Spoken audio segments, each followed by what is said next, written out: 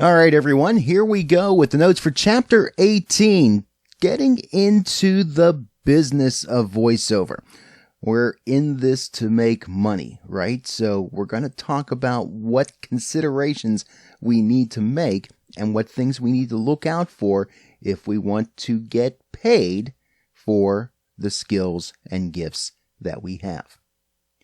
From the early days of voiceover, there have been a series of changes and adjustments that have required voice actors to modify and update their business practices.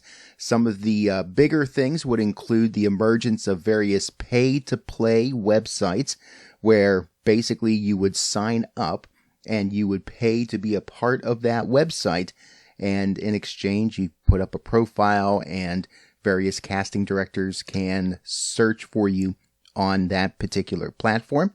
Another big change would be the merger of the two major unions for talent, SAG and AFTRA.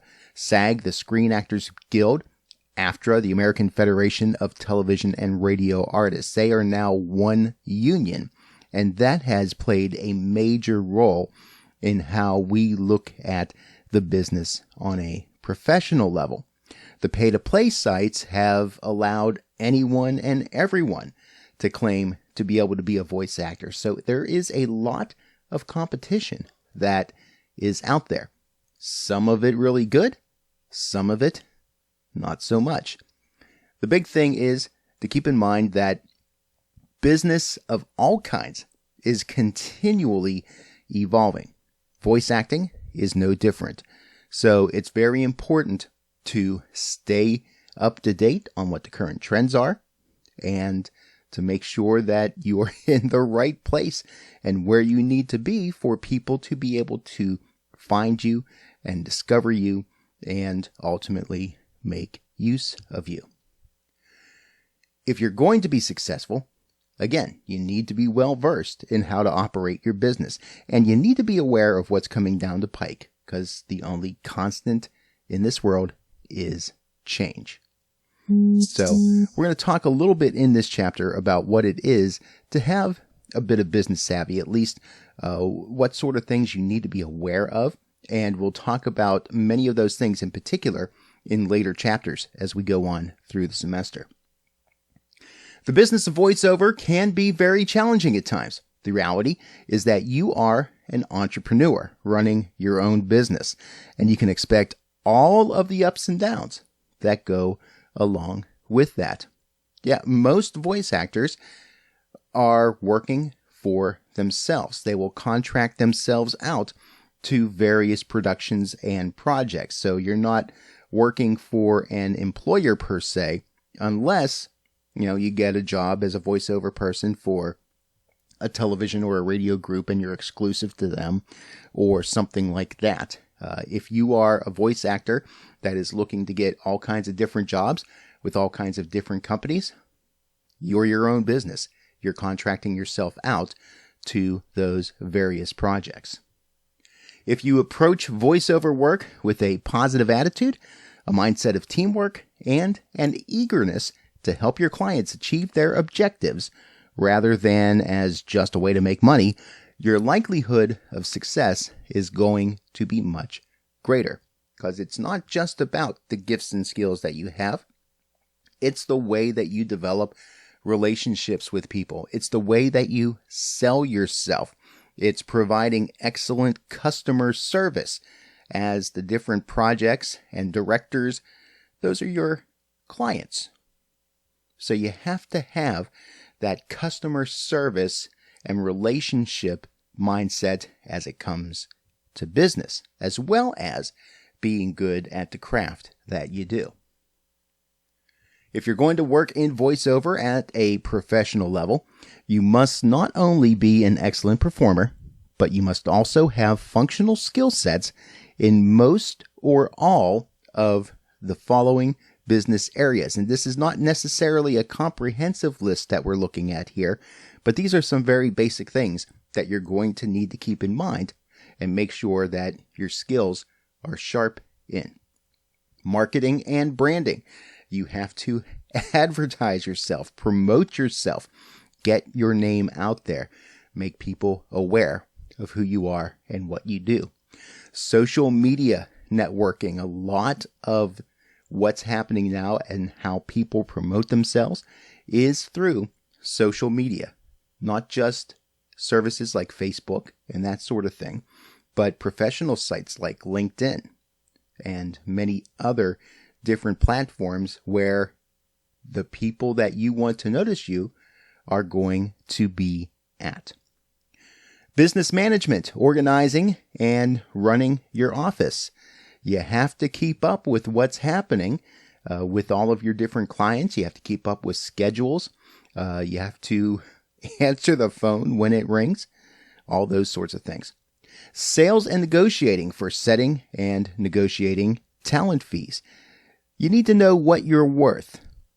You need to know what standards that you're going to put yourself at in terms of your rates and your flexibility and the various services that you offer. And you have to be able to know who you are and what you do and what makes you different from the voice actor that's many times maybe right next to you if you're going to an audition. Telemarketing, doing cold calls and phone marketing. Yeah, that's still a thing. You need to be able to work the phone and talk with prospective clients. Email marketing and correspondence. A lot of similarities there to what you would do with social media. Copywriting for promotional materials and web content. You need to be able to describe yourself in a way that your audience is going to receive that message of exactly who you are. You have to be a talent director in that you have to be able to self-direct yourself fairly well. Also, audio engineering, recording and editing your voice tracks. You have to be able to know some very basic skills there. If you take audio production class, you'll have a lot of that under your belt. System design, setting up and using your home studio. A lot of talent nowadays they work from home. You need to be able to know how your equipment works, how it's put together, put a budget together for those sorts of things, and we will talk about that in a later chapter. You need to be somewhat of an acoustician. You have to have knowledge of room acoustics so that when you set up your studio at home, that you're going to get a good quality sound and not have sound echoing off the walls of the room that you're using. You have to have accounting skills. You have to be able to manage your income and expenses.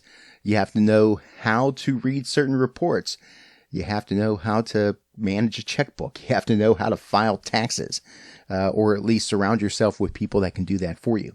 And finally, you need computer skills. You need to know how to use an office suite. You have to know how to create content if you're going to promote yourself with flyers, websites, all that sort of thing. You need to be comfortable with using a computer, not to mention being able to use software for recording yourself. So a lot of different hats that you have to wear as a voiceover artist. Now, one of the decisions that you will make if you decide to go for a career as a voice actor is whether or not to join a union. In the next video, we'll talk about union work, but right now, let's look at a couple considerations for non-union voiceover work.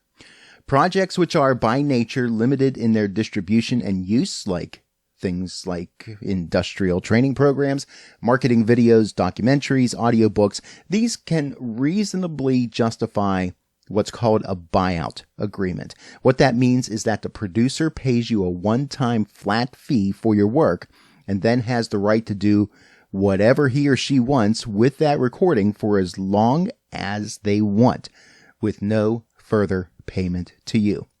You go into the studio, you provide the service, you turn it over, it's theirs. And they can do with it whatever they want for as long as they want, and you get paid for the time that you spent working on that particular project. With the union, most categories have a time limit for the use of a performance. If a client wants to reuse a performer's work, they pay the talent a new fee called a residual.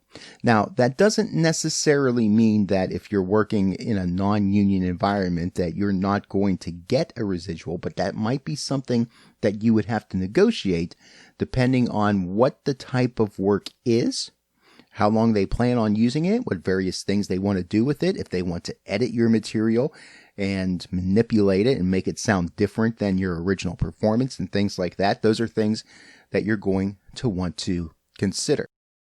So something else to keep in mind, if a non-union producer should ask about your fee and you're not sure exactly what to say, one of the safest things that you could do is quote the current minimum union scale for the type of project that you're being asked to do. And you can always negotiate a lower fee if necessary after the fact. So this is that idea of, again, knowing what you're worth, knowing what you're willing to work for and for how much. And we're going to talk later in the semester as well about all the different things that you're going to want to consider when setting up a fee, not just for the voiceover work and the time that you're doing in that, but if you produce your own content, if you're going to do various recuts and retakes, if copywriting is going to be a part of that, if you're traveling to a studio, whatever different time investments and financial investments you're making into the project that you want to be compensated for. All those things are going to need to be considerations, but at the very least, you want to know what your voice itself is worth and have a figure in mind in terms of what you would like to get, and also keep in mind the minimum amount that you would be willing to accept so that you have those values when you go in for negotiation. If you want to look up what union scale rates are for the type of work that you're doing, they're available online, and there is a link to a website for SAG-AFTRA and what they list for rates in your notes. We'll get back together with part B of Chapter 18, and we'll talk about the union in more detail.